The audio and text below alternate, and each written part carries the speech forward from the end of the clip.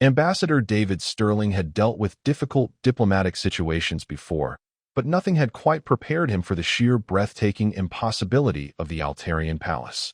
The entire structure seemed to be carved from a single massive crystal, refracting sunlight into rainbow patterns that danced across surfaces that shouldn't exist according to human physics. He'd been briefing himself on Altarian customs for months, but somehow none of the reports had adequately conveyed the sense of walking through a living jewel.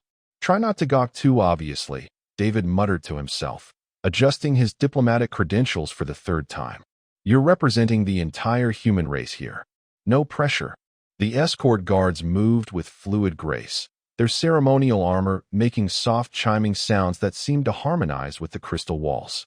David noticed they all possessed the same distinctive pointed ears that marked them as Altarian, though their telepathic abilities meant they communicated mostly in silence. It was unnerving, being surrounded by beings who could potentially read his thoughts.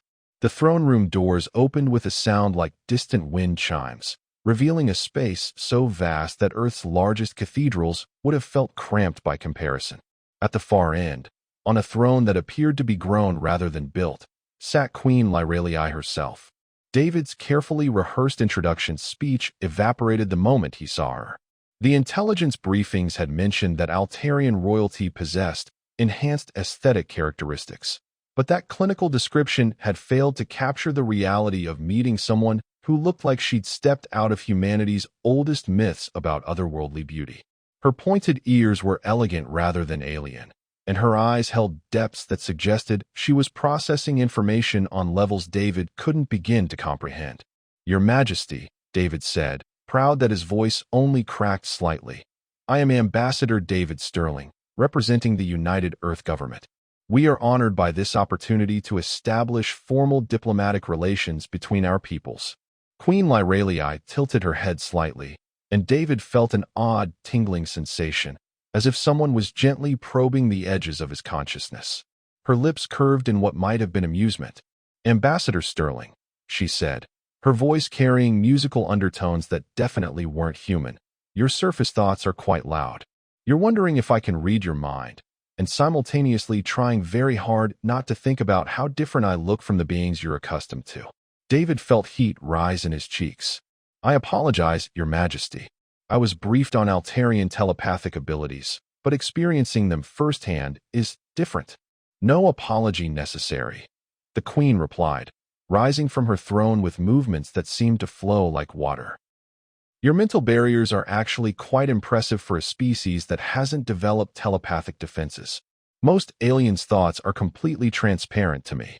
The telepathic guards positioned around the throne room shifted slightly, and David got the impression they were communicating silently among themselves. He wondered what they were saying about the human diplomat who couldn't keep his thoughts properly contained. "Shall we proceed with the formal presentations?" David asked, pulling out his prepared materials. "I have trade proposals, cultural exchange programs, and preliminary defense cooperation agreements for your consideration." Queen Lyralii gestured to a smaller chamber adjacent to the throne room. "Of course, though I confess, I'm more interested in learning about human customs than reviewing economic projections. Our analysts have already studied your trade capabilities extensively." As they walked toward the meeting chamber, David found himself studying the Queen's demeanor.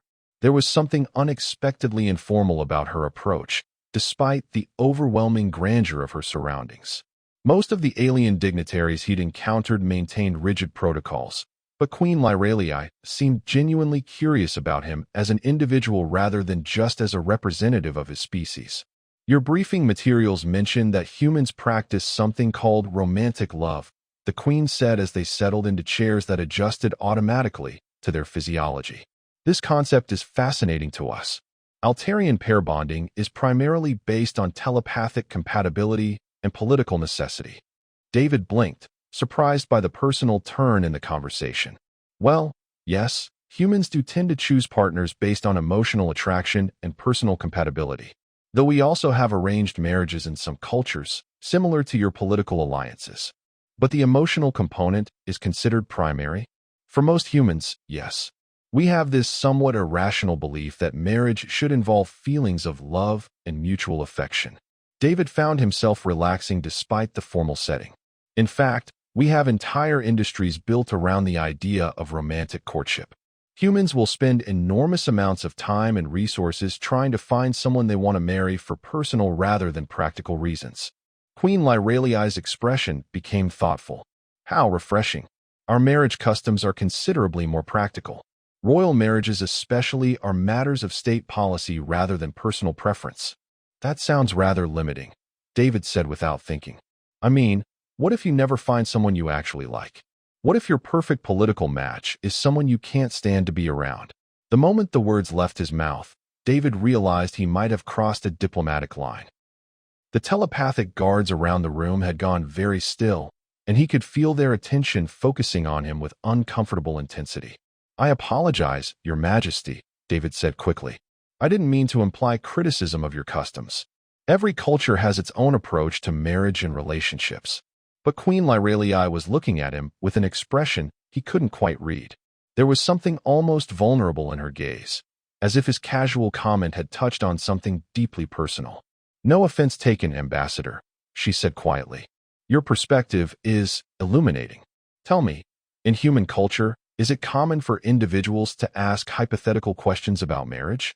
For instance, what if someone were to say, "What if I married you?" as a thought experiment? David felt the temperature in the room drop several degrees as every telepathic guard suddenly focused their full attention on the conversation. He had the distinct impression that he was standing at the edge of a diplomatic precipice, though he wasn't entirely sure why. The silence in the meeting chamber stretched like a taut wire, broken only by the soft harmonics of the crystal walls resonating with some invisible energy. David watched Queen Lyraliai's expression shift from curiosity to something more complex, while her guards remained frozen in positions that suggested they were receiving rapid telepathic communications. Your Majesty, David began carefully. Did I say something inappropriate? Because the last thing I want to do is create a diplomatic incident over a hypothetical discussion about marriage customs. Queen Lyraliai raised one elegant hand, and every guard in the room immediately filed out through the various exits with military precision. Within moments, David found himself alone with the most powerful being in the Altarian Empire, in a chamber that suddenly felt much more intimate than diplomatic. Ambassador Sterling, the Queen said, her voice carrying undertones David hadn't heard before. I need you to understand something about Altarian culture that may not have been covered in your briefings. We do not discuss marriage hypothetically, ever. David felt his stomach drop. Oh no, Your Majesty, I was just making conversation about human customs. I wasn't actually proposing anything.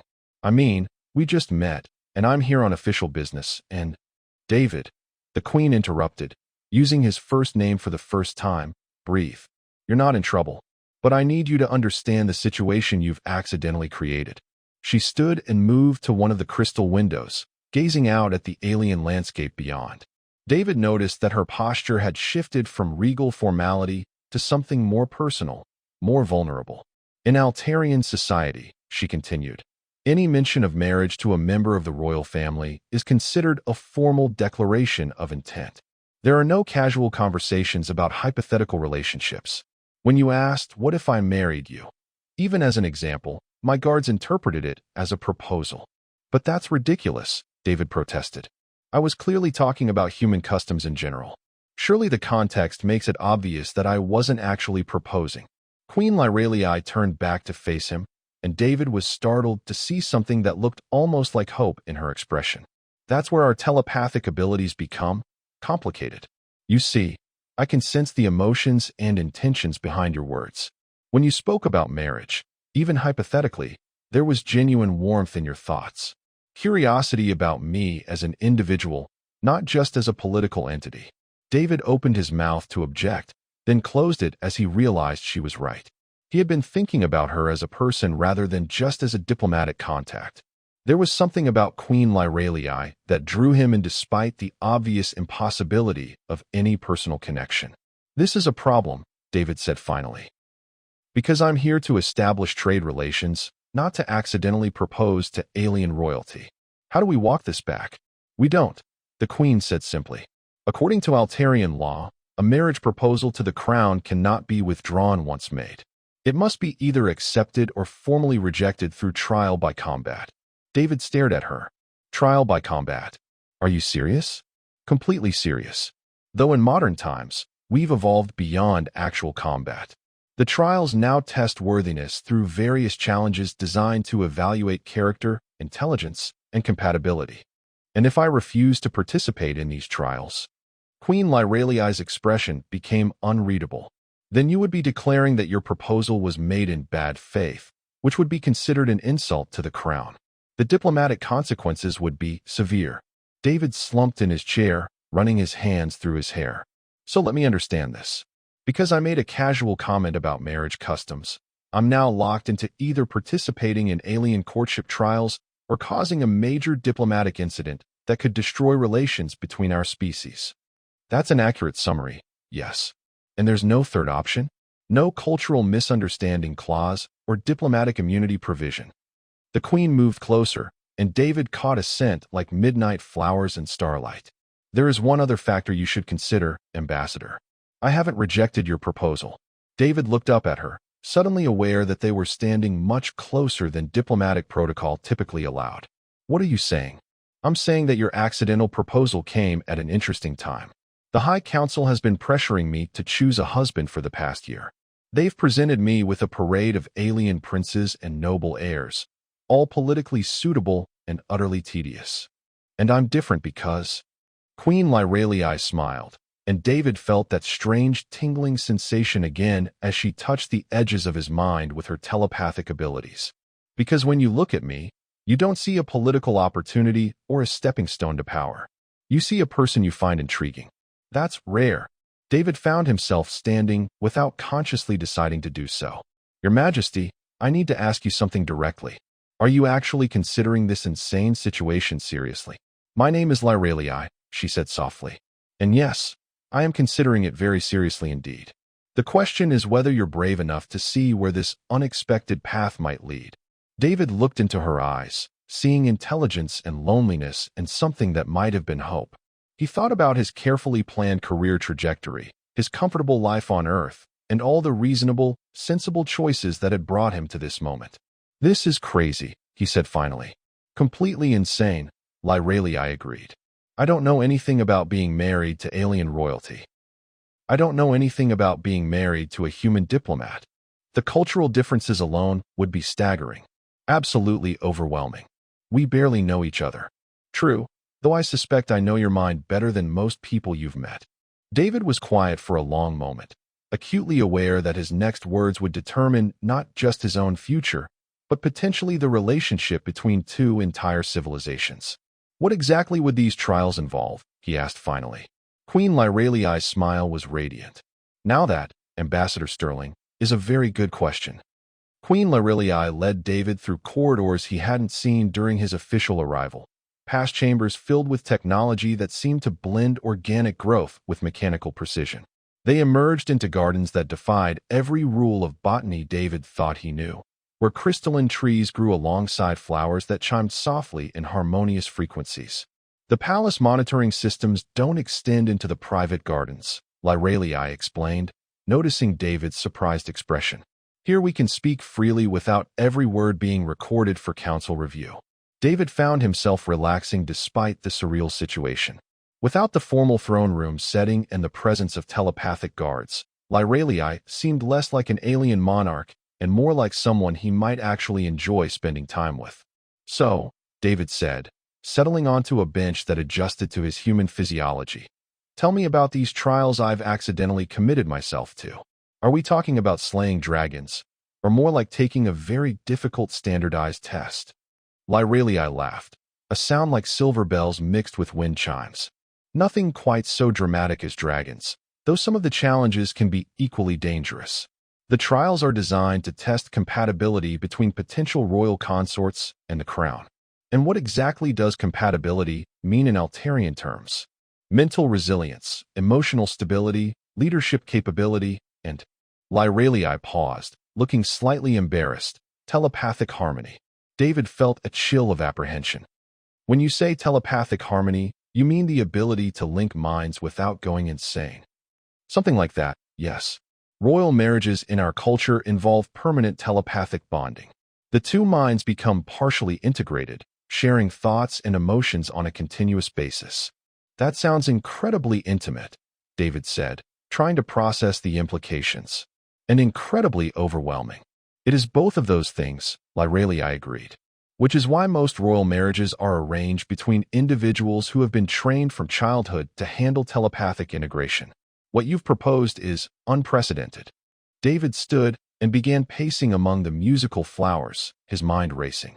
Let me understand this. Not only am I facing trials that could potentially kill me, but if I somehow succeed, I'll be permanently linked to your mind for the rest of my life. For the rest of both our lives, Lyralei corrected. Altarian lifespans are considerably longer than human ones. The bonding process extends longevity significantly. How significantly? Several thousand years. David stopped pacing and stared at her. Several thousand years of being married to someone I just met today. When you put it like that, it does sound rather daunting, Lyralei admitted. Though I should mention that the telepathic bonding process typically creates deep emotional connections between the participants. Arranged marriages that begin as political necessity often develop into genuine affection. Often, but not always. Lyralei's expression became thoughtful. No, not always. There have been cases where incompatible minds created difficulties. What kind of difficulties? Madness, typically. Sometimes death. David sat back down heavily. Right? So the worst-case scenario is that I die horribly, and the best-case scenario is that I spend several millennia married to someone I might not actually like once I get to know her better. That's a rather pessimistic interpretation, Lyralei said, moving to sit beside him on the bench. You're ignoring the possibility that we might actually be compatible. David found himself studying her profile as she gazed out over the impossible garden. There was something compelling about her that went beyond her alien beauty, an intelligence and depth that made him want to know more about the person behind the crown. Can I ask you something personal? David said. Given that you've already accidentally proposed marriage, I think personal questions are appropriate. Why haven't you chosen one of these political suitors your council has been suggesting? I mean, aside from finding them boring. Lyralei was quiet for a long moment, her pointed ears catching the harmonics from the singing flowers. When she spoke, her voice was softer than David had heard before. Because I've spent my entire life surrounded by people whose thoughts I can read completely. I know their motivations, their fears, their hidden desires. There are no surprises, no mysteries, no possibility of genuine discovery. That sounds incredibly lonely. It is. Imagine knowing exactly what everyone thinks of you at all times. Imagine never being able to form a relationship based on gradual trust and understanding because you already know everything there is to know about the other person. David began to understand. But my mind is different. Your mind has natural barriers that partially block my telepathic abilities. When I look at you, I can sense emotions and general intentions, but your specific thoughts remain largely private. It's refreshing.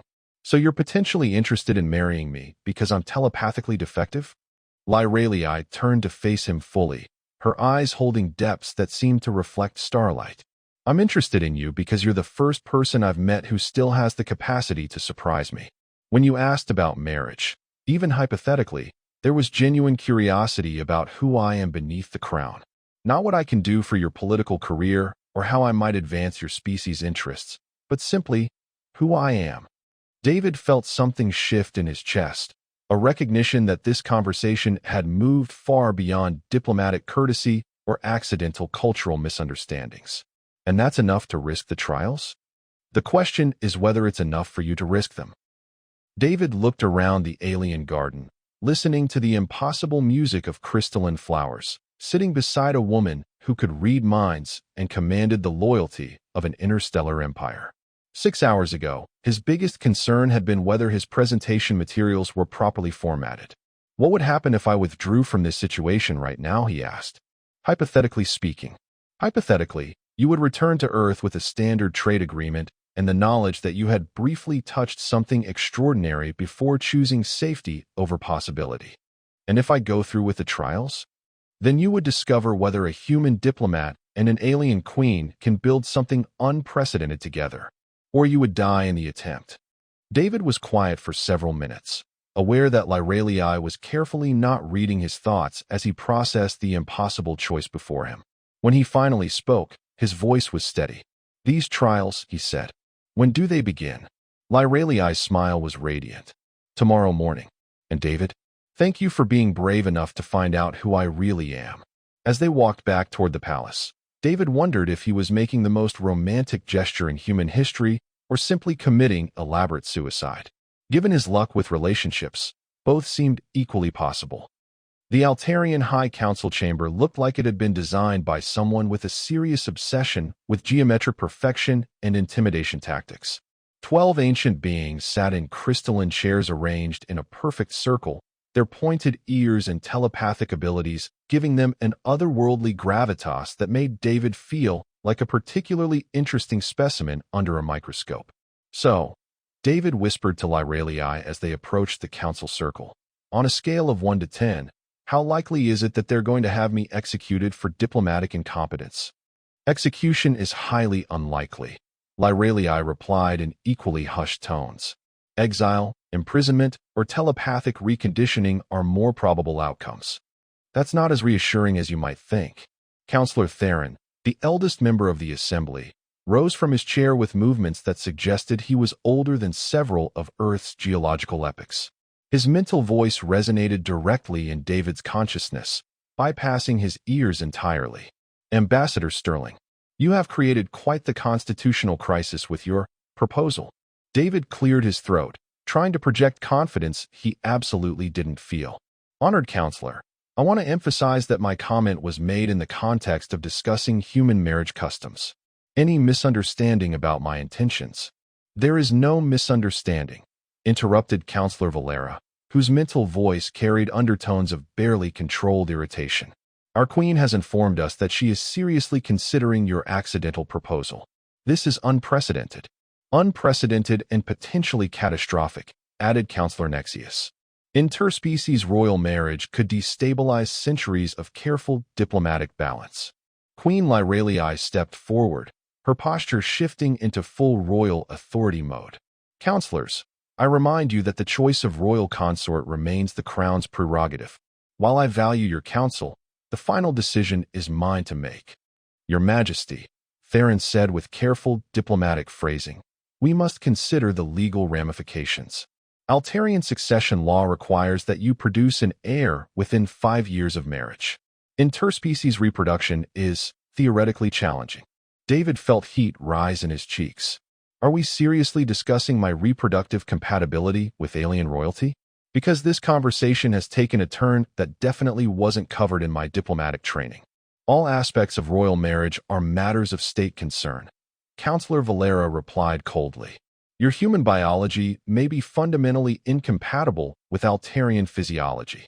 "Actually," Queen Lyralii said, causing every head in the chamber to turn toward her, "our medical analysis suggests that human Altarian hybrid offspring are not only possible, but potentially advantageous. The combination of human adaptability and Altarian telepathic abilities could produce remarkable results." The silence that followed was so complete that David could hear the harmonic resonance of the crystal chamber walls. He realized that not only had his accidental proposal triggered a constitutional crisis, but Lyralii had apparently been researching the biological implications seriously enough to conduct medical analyses. "Your Majesty," David said carefully, "when exactly did you have time to conduct medical analysis of human Altarian compatibility?" "I may have ordered the studies several months ago," Lyralii admitted, not meeting his eyes. "Your species' diplomatic overtures were intriguing." Counselor Theron's expression suggested he was rapidly recalculating several assumptions about the current situation. "Your Majesty, are you saying that you have been considering interspecies marriage possibilities since before Ambassador Sterling's arrival?" "I'm saying that I've been considering alternatives to the politically motivated matches you've been suggesting," Lyralii replied with regal dignity. "Ambassador Sterling's proposal simply happened to coincide with my existing research." David stared at her. "You've been planning this." "I've been exploring possibilities." "There's a difference. A very small difference."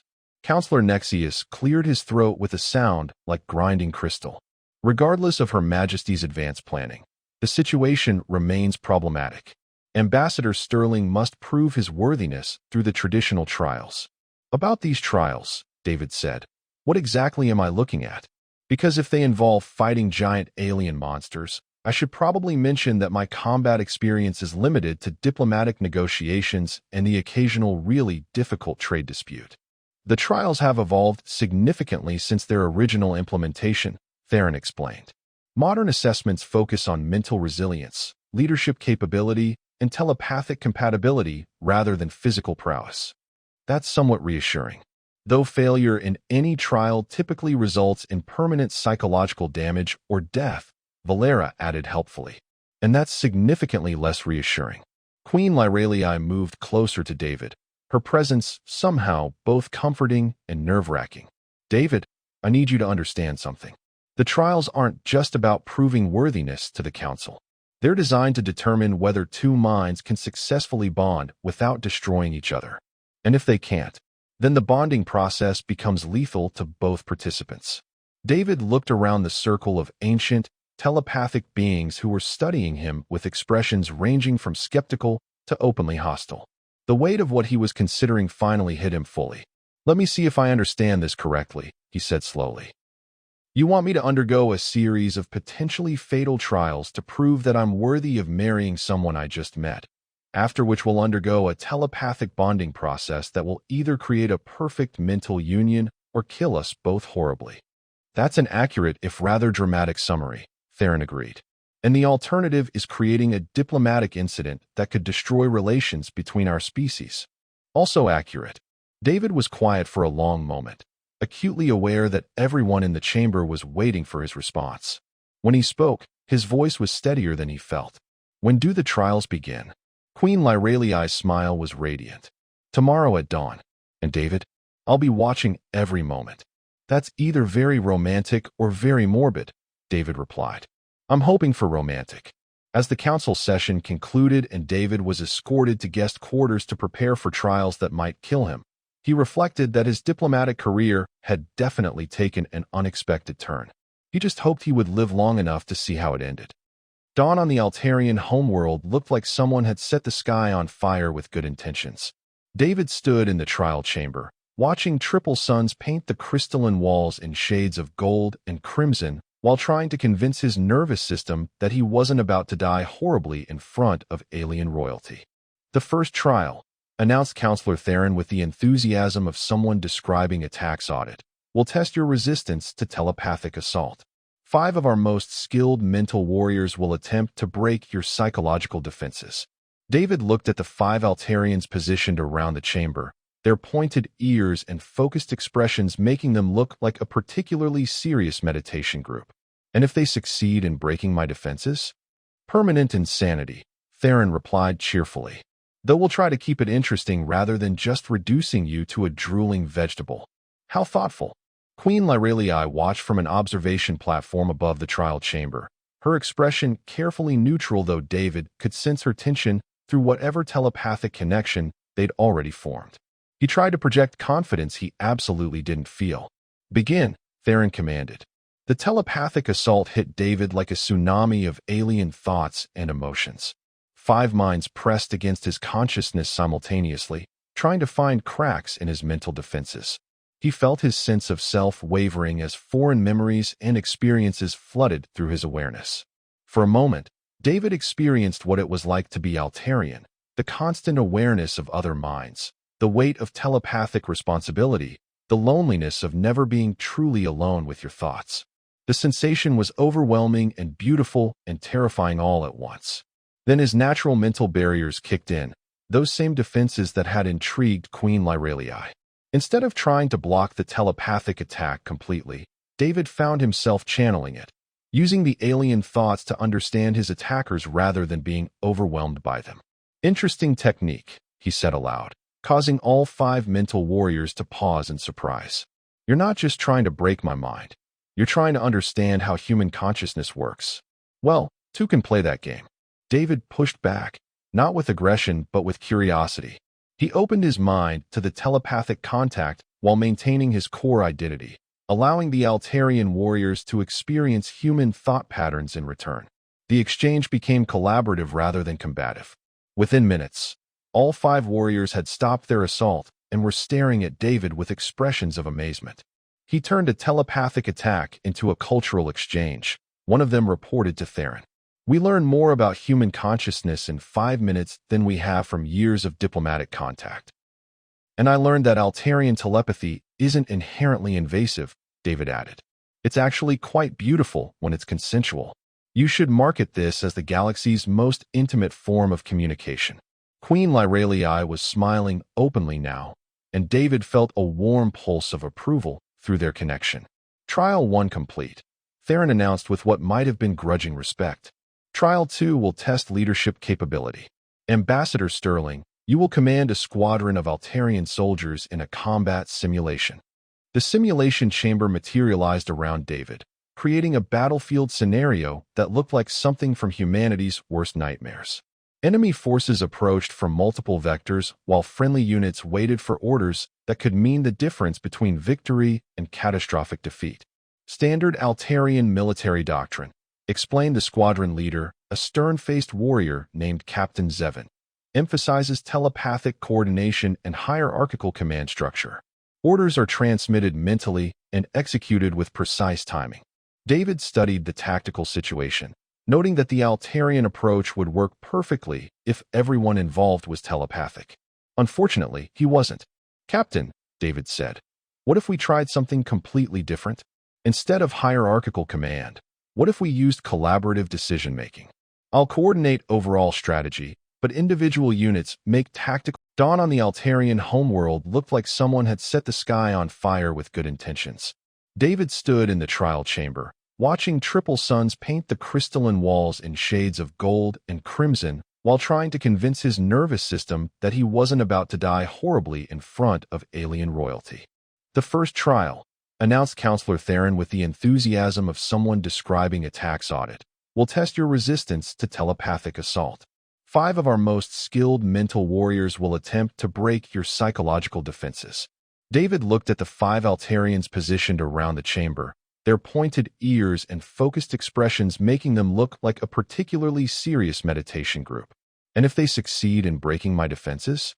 "Permanent insanity," Theron replied cheerfully. "Though we'll try to keep it interesting rather than just reducing you to a drooling vegetable." "How thoughtful." Queen Lyralii watched from an observation platform above the trial chamber, her expression carefully neutral, though David could sense her tension through whatever telepathic connection they'd already formed. He tried to project confidence he absolutely didn't feel. "Begin," Theron commanded. The telepathic assault hit David like a tsunami of alien thoughts and emotions. 5 minds pressed against his consciousness simultaneously, trying to find cracks in his mental defenses. He felt his sense of self wavering as foreign memories and experiences flooded through his awareness. For a moment, David experienced what it was like to be Altarian, the constant awareness of other minds, the weight of telepathic responsibility, the loneliness of never being truly alone with your thoughts. The sensation was overwhelming and beautiful and terrifying all at once. Then his natural mental barriers kicked in, those same defenses that had intrigued Queen Lyralii. Instead of trying to block the telepathic attack completely, David found himself channeling it, using the alien thoughts to understand his attackers rather than being overwhelmed by them. "Interesting technique," he said aloud, causing all 5 mental warriors to pause in surprise. "You're not just trying to break my mind. You're trying to understand how human consciousness works." "Well, 2 can play that game." David pushed back, not with aggression but with curiosity. He opened his mind to the telepathic contact while maintaining his core identity, allowing the Altarian warriors to experience human thought patterns in return. The exchange became collaborative rather than combative. Within minutes, all 5 warriors had stopped their assault and were staring at David with expressions of amazement. He turned a telepathic attack into a cultural exchange. One of them reported to Theron, "We learn more about human consciousness in 5 minutes than we have from years of diplomatic contact." "And I learned that Altarian telepathy isn't inherently invasive," David added. "It's actually quite beautiful when it's consensual. You should market this as the galaxy's most intimate form of communication." Queen Lyralii was smiling openly now, and David felt a warm pulse of approval through their connection. Trial 1 complete. Theron announced with what might have been grudging respect. Trial 2 will test leadership capability. Ambassador Sterling, you will command a squadron of Altarian soldiers in a combat simulation. The simulation chamber materialized around David, creating a battlefield scenario that looked like something from humanity's worst nightmares. Enemy forces approached from multiple vectors, while friendly units waited for orders that could mean the difference between victory and catastrophic defeat. Standard Altarian military doctrine, explained the squadron leader, a stern-faced warrior named Captain Zevin. Emphasizes The bonding chamber was unlike anything David had ever seen, even after days of exposure to Altarian impossibilities. Crystalline formations covered every surface, resonating with harmonics that seemed to vibrate through his bones. Ancient priests moved with practiced precision, arranging psychic amplifiers that looked like they'd been grown rather than built. So, David said, trying to keep his voice light as ceremonial restraints were attached to his wrists, this is either going to be the most romantic moment of my life, or the most spectacular way anyone has ever died on a second date. Queen Lyralii, secured to a matching ceremonial chair across from him, managed to smile despite the obvious gravity of the situation. Technically, this is still our first date. The garden conversation was more of a pre-date consultation.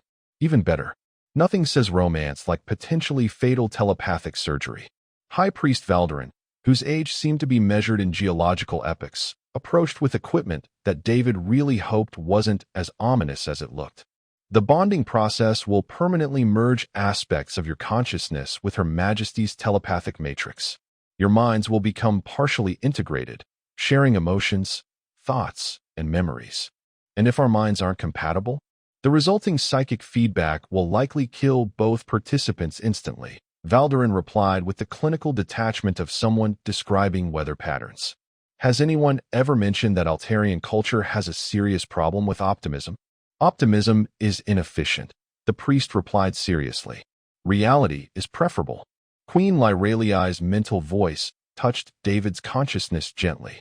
David, are you certain about this? Once the process begins, there's no way to reverse it.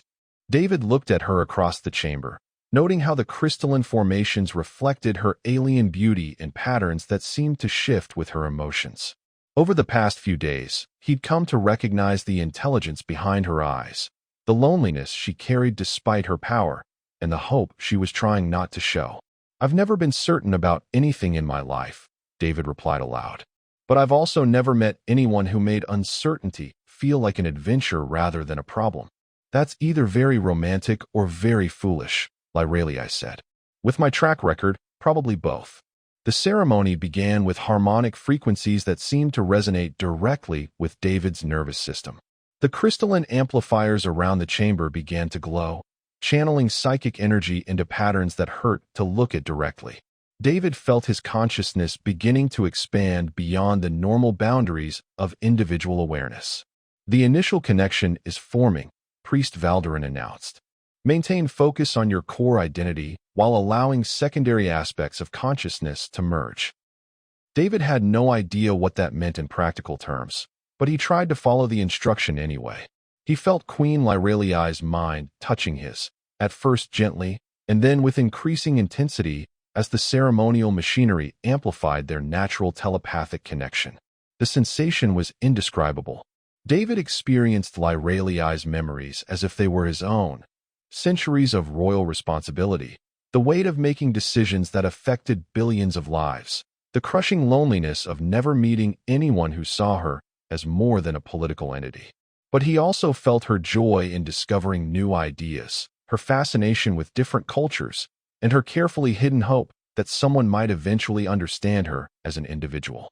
In return, Lyralii experienced David's human perspective, the chaotic energy of a species that had achieved space travel through stubborn determination rather than telepathic coordination, the simple pleasure of fixing broken machines, and the unexpected discovery that alien royalty could be both terrifying and fascinating.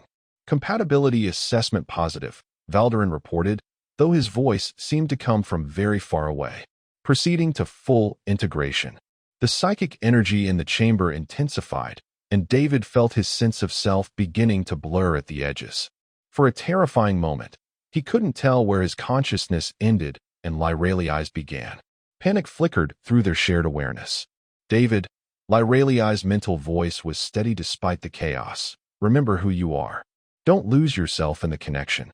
Same to you, David replied, anchoring his identity in memories of Earth, of his work, of the man he'd been before accidentally proposing to alien royalty.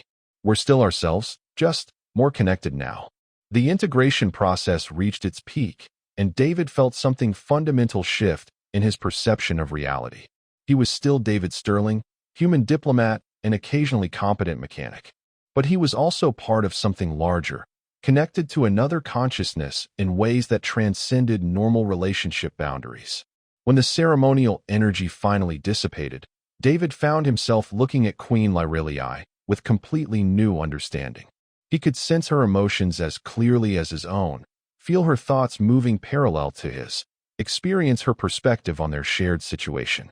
Well, David said, his voice hoarse from the intensity of the experience. That was definitely more intense than human dating typically involves. Lyraliai's laugh resonated through both their minds simultaneously. How do you feel?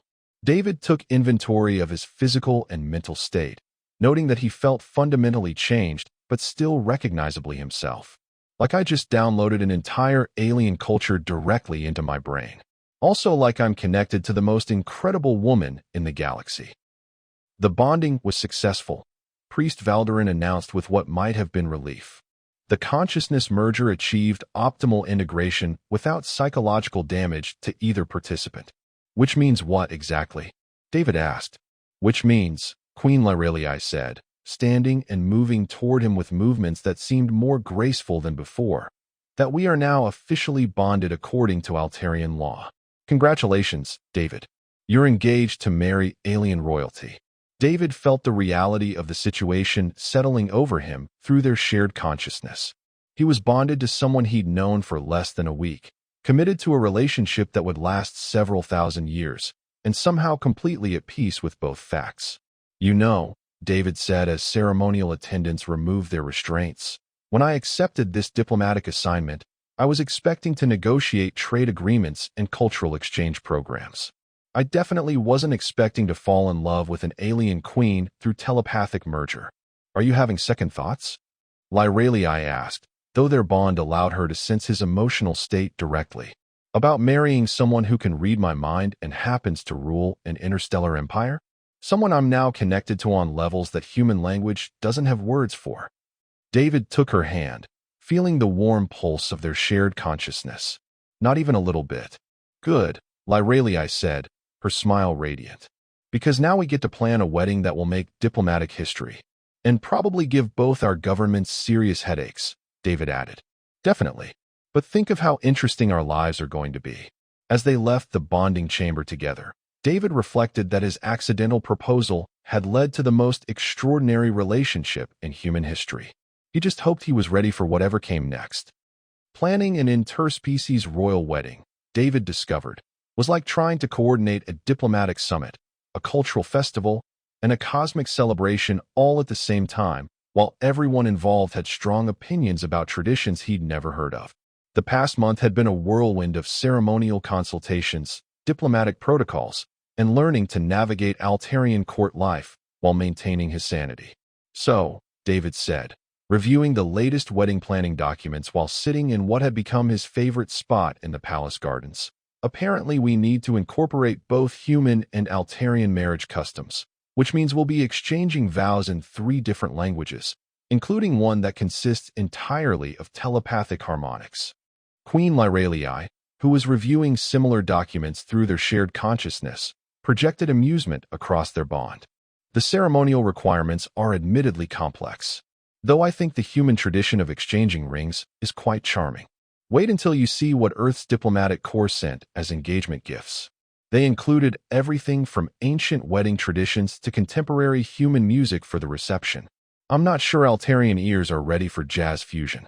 Their telepathic connection had evolved over the weeks, becoming as natural as conversation, but infinitely more intimate. David could sense Lyraliai's emotions, her thoughts, even her dreams, while maintaining his own distinct identity. It was like being in the most successful relationship of his life, except that his partner happened to be able to read his mind and occasionally made decisions that affected the fate of solar systems. David, Lyralii said, her mental voice carrying undertones of concern, there's something we need to discuss. Several extremist groups have emerged in opposition to our marriage. David felt a chill of apprehension through their bond. What kind of opposition are we talking about? Protests, political pressure, or something more serious? Something more serious. Intelligence reports suggest at least 3 separate factions are planning to disrupt the wedding ceremony. They believe interspecies marriage will contaminate the royal bloodline. Contaminate, David repeated. That's a delightfully flattering way to describe my genetic contribution to this relationship. I'm taking the threats seriously, Lyralii continued. Security will be increased, and we're implementing additional protective protocols. Over the following weeks, the threats escalated from anonymous communications to actual attempts on both their lives. David found himself learning combat techniques he'd never imagined needing, while Lyralii demonstrated defensive capabilities that reminded him she was the ruler of an interstellar empire for good reasons. You know, David said after their third security briefing in 2 days, I'm starting to think that whoever wrote human fairy tales seriously understated the complications involved in marrying royalty. They never mentioned the part about assassination attempts and political extremists. Are you having second thoughts? Lyralii asked, though their bond allowed her to sense his emotional state directly. About marrying someone who comes with her own security detail and occasional death threats? Not even slightly. Though I am wondering if we should consider eloping to avoid the whole target-rich environment aspect of a public ceremony. Eloping would disappoint several billion beings who are planning to attend the celebration, Lyralii pointed out. This wedding has become a symbol of interspecies cooperation. Canceling it would send the wrong message. David understood her point, but he also understood that their marriage had become something larger than a personal relationship. They were representing the possibility of peaceful cooperation between different species, which was both inspiring and terrifying. The solution came from an unexpected source. Earth's government, apparently taking the security concerns seriously, sent a diplomatic vessel carrying not just wedding guests, but also a full complement of human security specialists who had studied Altarian extremist tactics. Ambassador Sterling, said Security Chief Washington, a woman whose competence was evident in every movement. We've analyzed the threat patterns and developed integrated protection protocols that combine human and Altarian security methods. How integrated are we talking? David asked. Your fiancé's telepathic guards will coordinate with our electronic surveillance systems. We'll have comprehensive coverage that addresses both physical and psychic threats. The wedding preparation reached its crescendo with the arrival of dignitaries from dozens of worlds, each bringing their own cultural expectations and security requirements. The Crystal Cathedral had been expanded to accommodate representatives from civilizations that communicated through bioluminescence, chemical signals, and electromagnetic frequencies. This is either going to be the most beautiful wedding in galactic history, David said, watching the final preparations, or the most spectacular diplomatic disaster ever recorded. Possibly both, Lyralii agreed, though I prefer to focus on the beautiful wedding aspect. The night before the ceremony, David found himself unable to sleep despite the exhaustion of weeks of preparation. Their telepathic bond carried Lyralii's similar restlessness, and they ended up meeting in the gardens where they'd first had a private conversation. Having second thoughts? Lyralii asked, settling beside him on their favorite bench. About marrying you? Never. About doing it in front of half the galaxy while extremists try to kill us? Maybe a few. We could still elope, she said seriously. Disappear to some remote world and have a simple ceremony with just us and a few witnesses.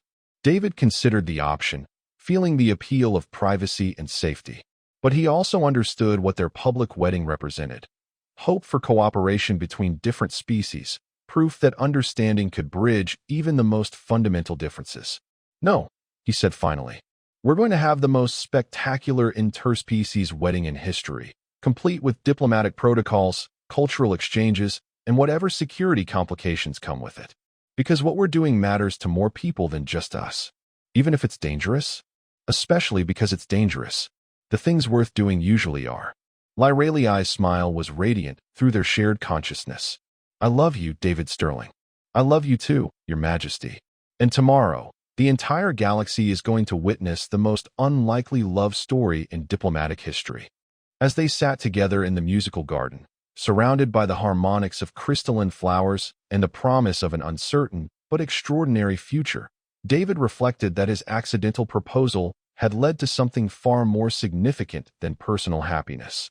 They were creating a new model for interspecies relationships, one built on understanding, cooperation, and the radical idea that love could transcend the boundaries of biology and culture. Tomorrow, they would find out if the galaxy was ready for that message. The Crystal Cathedral on the morning of the wedding looked like someone had convinced the Aurora Borealis to take architectural form.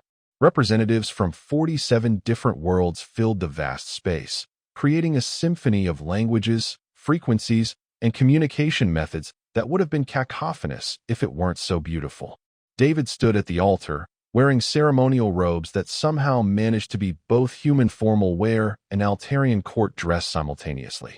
Nervous? Asked Captain Morrison from Earth's diplomatic security team, who was serving as David's best man while also monitoring for potential threats. Terrified, David admitted, watching alien dignitaries take their seats in arrangements that had required 3 weeks of diplomatic negotiation to resolve. But in a good way, I think. Through their telepathic bond, David could sense Queen Lyralii preparing for the ceremony in the palace chambers. Her emotions were a complex mixture of joy, anticipation, and the same nervous energy that was making his heart race. The connection had become so natural that he sometimes forgot other couples couldn't share thoughts and feelings directly.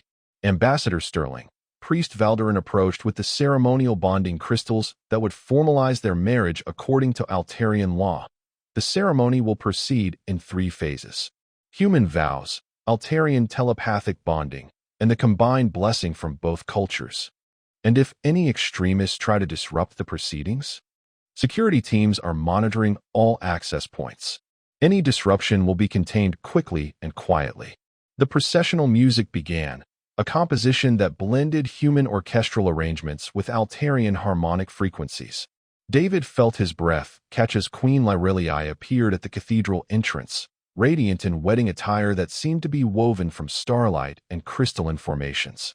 She moved down the aisle with grace that transcended species boundaries, acknowledging the representatives of dozens of worlds while maintaining focus on David waiting at the altar.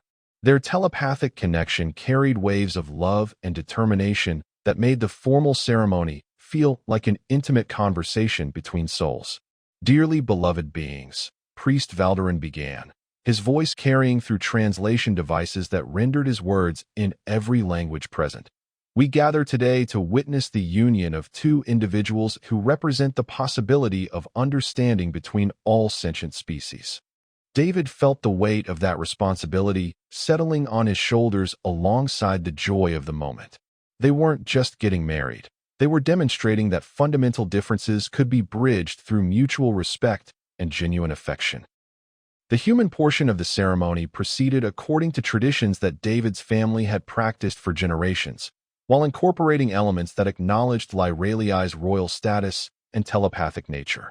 When it came time for vows, David spoke words he'd written during the sleepless nights of preparation.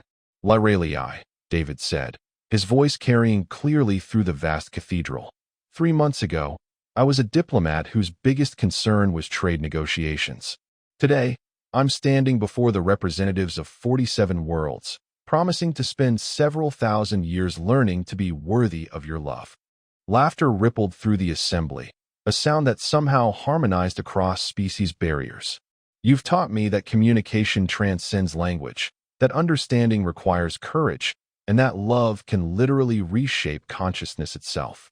I promise to be your partner in all things, to protect what we've built together, and to never stop being amazed by the extraordinary woman who took my hypothetical question seriously. Lyralii's vows were delivered both vocally and telepathically, creating harmonics that resonated through the Crystal Cathedral in ways that touched every being present. David Sterling, she said, her voice carrying the authority of royalty and the warmth of personal affection. You asked me a hypothetical question about marriage, and I discovered that some questions are too important to remain theoretical. You've shown me what it means to be seen as an individual rather than just a crown, to be loved for who I am rather than what I represent. The telepathic component of her vows flowed directly into David's consciousness, carrying emotions and commitments that human language couldn't express.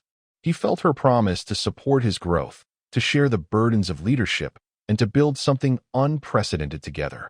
I promise to be your partner across the centuries, to help you navigate the complexities of ruling an interstellar empire, and to never let protocol interfere with the love that brought us together.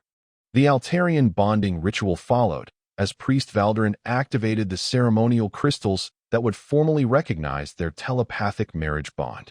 The energy that flowed between David and Lyralii was visible to every being in the cathedral, creating patterns of light that seemed to dance through multiple dimensions. By the authority of ancient law and modern understanding, Valderin announced, I pronounce you bonded in marriage, united in consciousness, and partners in the great work of building bridges between worlds. The combined blessing that followed involved representatives from both Earth and Altaria offering traditional wishes for prosperity, happiness, and successful cooperation. David found himself grinning as various alien dignitaries attempted to pronounce human wedding traditions while human diplomats tried to replicate Altarian harmonic blessings.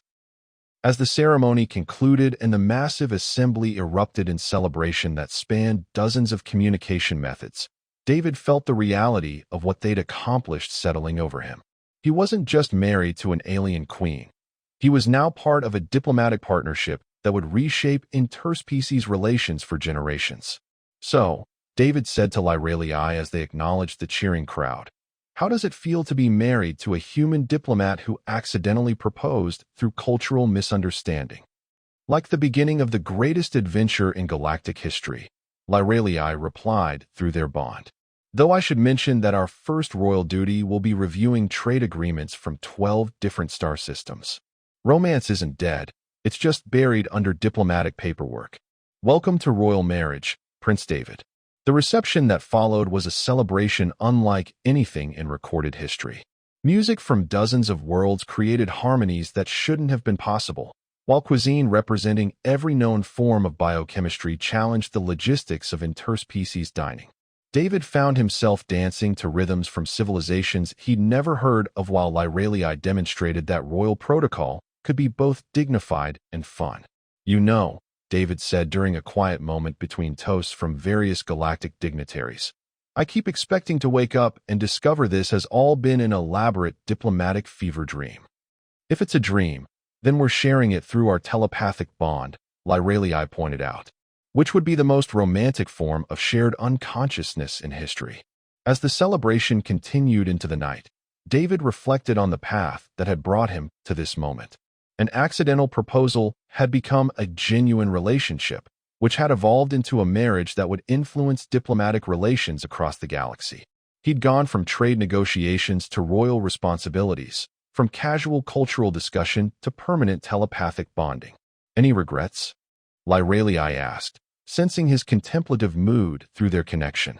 David looked around the reception, watching beings from dozens of worlds celebrating together in ways that transcended species boundaries.